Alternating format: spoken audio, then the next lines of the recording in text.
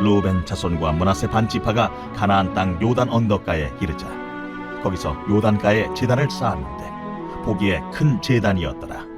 이스라엘 자손이 들은즉 이르기를 루벤 자손과 갓 자손과 므낫세 반 지파가 가나안 땅의 맨 앞쪽 요단 언덕가 이스라엘 자손에게 속한 쪽에 제단을 쌓았다. 이스라엘 자손이 이를 듣자 곧 이스라엘 자손의 온 회중이 실로에 모여서 그들과 싸우러 가려 하니라. 이스라엘 자손이 제사장 엘르아살의 아들 비느하스를 길르앗 땅으로 보내어 르우벤 자손과 갓 자손과 므낫세 반 지파를 보게 하되 이스라엘 각 지파에서 한 지도자씩 10 지도자들을 그와 함께하게 하니 그들은 각기 그들의 조상들의 가문의 수령으로서 이스라엘 중에서 천부장들이라. 그들이 길르앗 땅에 이르러 르우벤 자손과 갓 자손과 므낫세 반 지파에게 나아가서 그들에게 말하여 이르되 여호와의 온 회중이 말하기를 너희가 어찌하여 이스라엘 하나님께 범죄하여 오늘 여호와를 따르는 데서 돌아서서 너희를 위하여 제단을 쌓아 너희가 오늘 여호와께 거역하고자 하느냐. 부올의 죄악으로 말미암아 여호와의 회중에 재앙이 내렸으나 오늘까지 우리가 그 죄에서 청결함을 받지 못하였거늘 그 죄악이 우리에게 부족하여서 오늘 너희가 돌이켜 여호와를 따르지 아니하려고 하느냐. 너희가 오늘 여호와를 배역하면 내일은 그가 이스라엘 온 회중에게 진노하시리라. 그런데 너희의 소유지가 만일 깨끗하지 아니하거든 여호와의 성막에 있는 여호와의 소유지로 건너와 우리 중에서 소유지를 나누어 가질 것이니라. 오직 우리 하나님 여호와의 제단 외에 다른 제단을 쌓음으로 여호와를 거역하지 말며 우리에게도 거역하지 말라. 세라의 아들 아간이 온전히 바친 물건에 대하여 범죄함으로 이스라엘 온 회중에 진노가 임하지 아니하였느냐. 그의 죄악으로 멸망한 자가 그 한 사람만이 아니었느니라. 아멘. 여호수아 22장은요 참 묘한 장면으로 시작합니다. 가나안 정복 전쟁이 마무리되고 요단 동편에 자리 잡은 르우벤, 갓, 므낫세 반 지파는요 약속대로 자기들의 분배받은 요단 동편 땅으로 돌아가게 되죠. 긴 전쟁을 함께 치르고 이제 드디어 집으로 돌아가는 길이었습니다. 그런데 그 귀한 길에 요단 강가에 커다란 제단 하나를 쌓습니다. 이것은 하나님을 향한 그들의 신앙을 증언하기 위한 행동이었죠.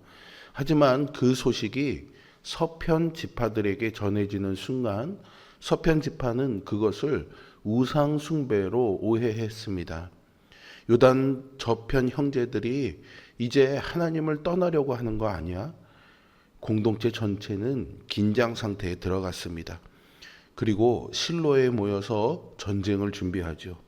그로 인해서 이스라엘은 전쟁 직전의 상황까지 치닫게 됩니다. 이 사건은 공동체가 얼마나 신뢰와 순결한 예배를 중요하게 생각해야 하는지를 보여줍니다. 그렇다면 하나님의 백성인 우리는 어떻게 진정한 믿음의 공동체를 세울 수 있을까요? 동편 지파는요, 앞서 말씀드린 것처럼 고향으로 돌아가는 길에 요단 강가에 제단을 세웠습니다.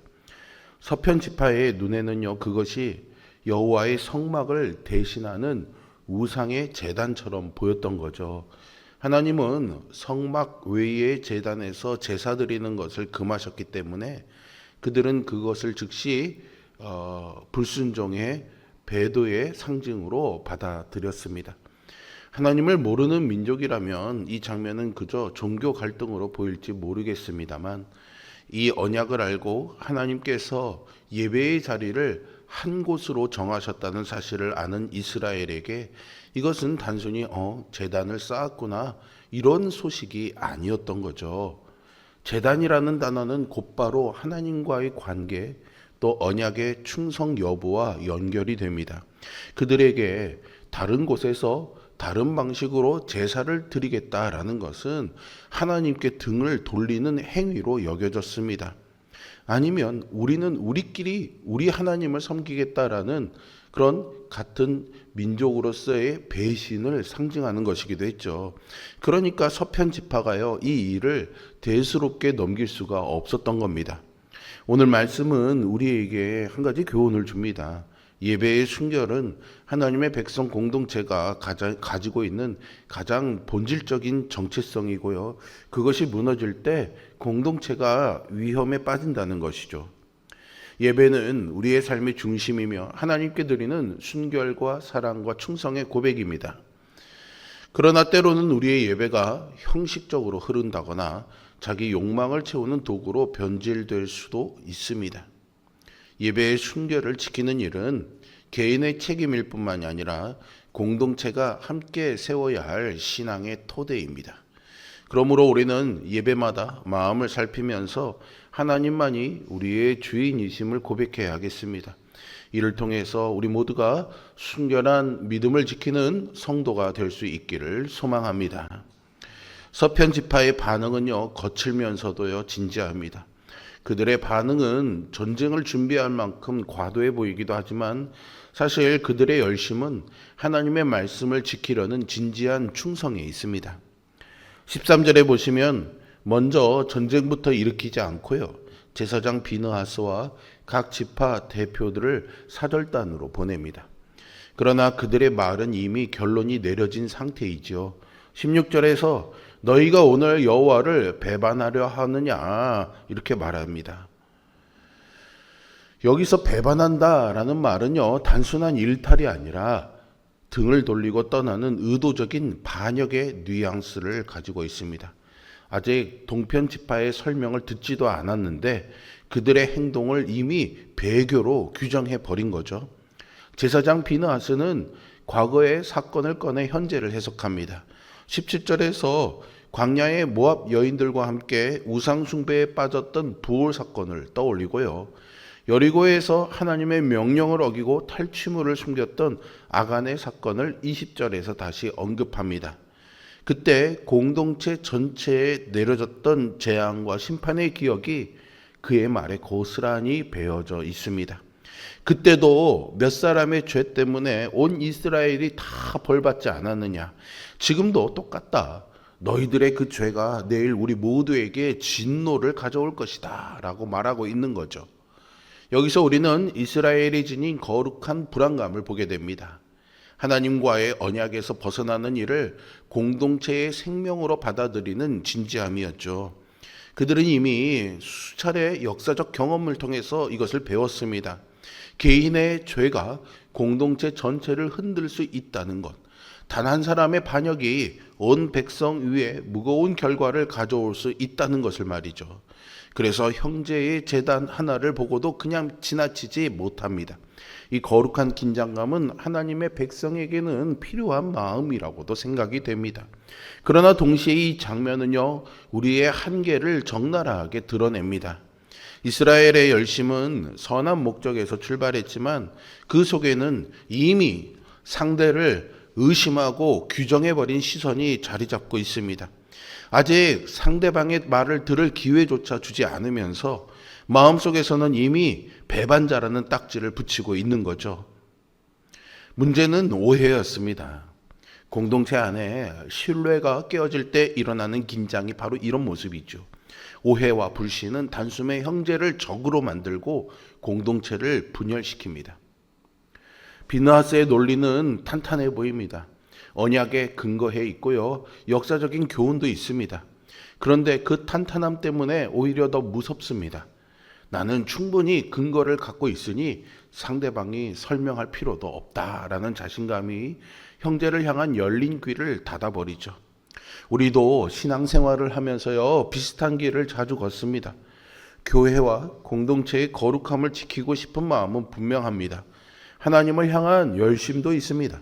그런데 그 열심이 어느 순간 사람을 향한 칼날이 되어버리기도 합니다. 과거의 경험과 상처들이 필터처럼 우리의 눈과 귀를 가립니다. 예전에 나를 실망시킨 사람들과 그 비슷한 말투, 비슷한 선택, 비슷한 분위기가 보이면 아직 아무 말도 듣지 않았는데 마음속에서는 벌써 사건을 재구성하기 시작하지요. 야, 또 이 모양이구나. 결국 또 이렇게 될 줄 알았어 라고 말입니다. 비느하스가 부올과 아간 사건을 떠올렸던 것처럼 우리도 각자의 부올과 아간을 가지고 있습니다. 예전에 공동체를 힘들게 했던 사람, 예전에 교회를 혼란스럽게 만들었던 사건, 예전에 상처를 남겼던 목회자나 리더의 모습, 그 기억들이 오늘 내 눈앞에 있는 형제 자매를 바라보는 시선을 왜곡시키죠. 혹시라는 질문보다는 분명히 그럴 거야 라는 확신이 먼저 앞서게 만듭니다. 문제는 이런 확신이 대개 하나님을 향한 열심이라는 옷을 입고 나타난다는 것입니다. 우리는 스스로를 지키고 싶어 하죠. 그러면서 내 개인적인 감정 때문이 아니야. 교회를 위해서 말하는 거고 그러는 거지. 우리 교회를 지키려고 그러는 거야.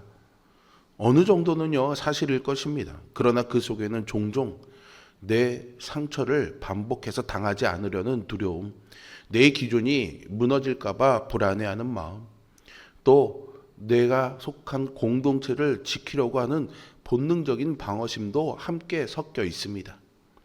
여호수아 22장의 장면은 하나님을 사랑하는 마음이 있는 공동체일수록 더 깊이 복음 앞에 서야 함을 보여줍니다. 하나님을 향한 열심 자체가 문제가 될 수 있겠습니까마는 문제는 그 열심이 예수 그리스도의 십자가 사랑과 겸손 안에서 다루어지지 않을 때입니다. 십자가 앞에 서지 않은 열심은 결국 사람을 향한 공격과 정죄로 기울어지기가 쉽습니다. 상대방의 말을 다 듣지 않고 충분히 상황을 살펴보지 않은 채 판단할 때 우리는 사랑하는 형제자매를 정죄합니다. 그 결과는 불필요한 다툼과 분열이죠. 우리는 오해와 불신이 아닌 신뢰와 기다림으로 관계를 세워야 합니다. 상대를 이해하려는 마음, 끝까지 듣고 분별하려는 사랑과 태도로 하나님이 기뻐하시는 믿음의 공동체 되는 우리 교회 되기를 소망합니다. 교회 안의 많은 갈등은 처음부터 악의적인 의도에서 시작되었다라기보다는요, 서로의 의도를 충분히 듣지 못한 채 급하게 결론을 내리면서 커지곤 합니다. 소문 한 조각, 말 몇 마디, 내가 알지 못하는 당황스러운 태도 때문에 그 사람 전체를 설명하는 것으로 취급해버리게 되죠. 그 사이에서 오해가 부풀어 오르고 분노는 정당성을 얻고 관계는 돌아오기 힘든 강을 건너버립니다. 여호수아 22장은 그런 지점에서 우리를 멈춰 세웁니다. 전쟁으로 달려가기 전에 너는 십자가 앞에 서서 상대의 설명을 들을 준비가 되었느냐라고 말이죠. 오늘 본문은요, 단순히 그냥 좀 더 신중하게 판단하자, 오해하지 말자라는 수준의 교훈으로 끝나지 않습니다. 만약 거기서 끝난다면 우리는 또 다른 형태의 율법 아래에 서게 될 뿐입니다. 너 왜 그렇게 성급했어? 왜 그렇게 상대방의 말을 듣지도 않고 오해했어? 라는 또 하나의 비난을 등에 업고 돌아갈 뿐이죠. 복음은 우리를 그렇게 보내지 않습니다. 복음은 먼저 인정하게 합니다. 나는 비느하스와 같다라는 사실을 말이죠. 나는 꽤 신학적으로, 꽤 성경적으로, 꽤 공동체를 위하는 말이라 여겼던 판단들이 사실은 내 두려움과 상처에서 나온 경우가 많습니다.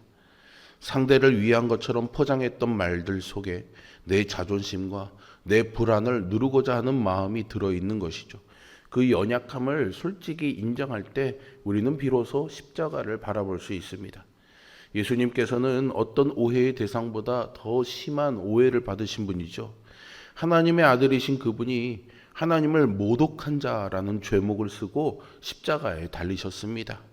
가장 순결한 분이 가장 심각한 배반자로 취급당한 거죠. 그러나 그 자리에 계신 예수님은 자신을 오해하는 사람들 향해 이 거짓말쟁이들, 너희들의 죄를 그냥 내버려 두지 않겠어 라고 하지 않으셨습니다. 오히려 하나님 아버지께 저들의 죄를 용서해 달라고 기도하셨죠. 그 십자가 위에서 이제 하나님과 우리의 전쟁이 끝났습니다. 그리고 동시에 우리와 우리 사이의 전쟁을 멈출 수 있는 길이 열렸지요. 이 십자가 앞에 설 때 우리는 기도를 이렇게 바꿀 수 있습니다. 하나님, 내가 옳음을 증명하는 것보다 형제를 살리는 길을 선택하게 해 주십시오. 하나님께 대한 거룩한 긴장을 잃지 않되 그 긴장이 사람을 찢는 칼이 아니라 무릎으로 드리는 중보가 되게 하여 주옵소서. 내가 두려움 때문에 서둘러 재단해버린 형제들이 있다면 그 관계를 회복할 용기를 주옵소서라고 말이죠. 여호수아 22장은 어떻게 보면 우리에게 굉장히 불편한 질문을 던지고 있습니다. 너는 누군가의 재단을 보고 곧바로 전쟁을 준비한 적이 없느냐라고 말이죠. 동시에 이 장면은요, 우리를 부드럽게 초대하고 있습니다. 이제는 십자가 재단 앞에 서서 이미 흘려진 피를 기억하며 형제 자매와 화해하는 길을 걸어보지 않겠느냐라고 말입니다. 오늘 우리 각자에게도 마음속에 요단강이 있고 그 위에 서 있는 크고도 낯선 재단들이 있습니다. 그 재단들을 바라보면서 불안하고 오해하고 혼자 결론을 내려버린 관계들이 있을 것입니다.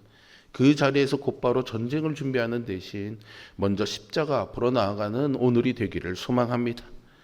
단 한 분 예수 그리스도, 단 하나의 참된 재단 되시는 그분 안에서 우리 안에 거룩한 긴장은 사랑과 기도로 바뀌고 오해와 두려움은 경청과 화해의 용기로 바뀔 수 있습니다.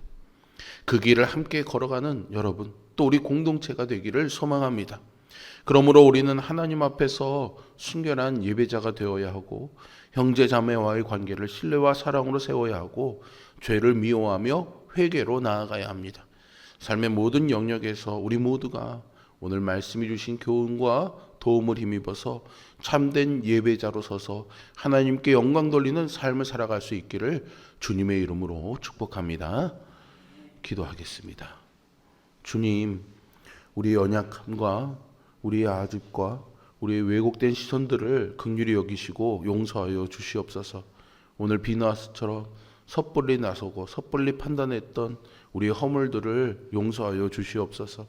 이제 형제가 쌓아놓은 재단을 바라보며 우리 안에 의로움을 불러오기보다 예수님이 쌓아주신 재단 앞에서 나의 부끄러움을 회개하며 엎드리는 기도로 시작하여 주님이 우리를 사랑하신 것처럼 형제와 자매를 이해하고 사랑하며 아름다운 하나님의 공동체를 이루는 우리 모두가 되게 하여 주옵소서.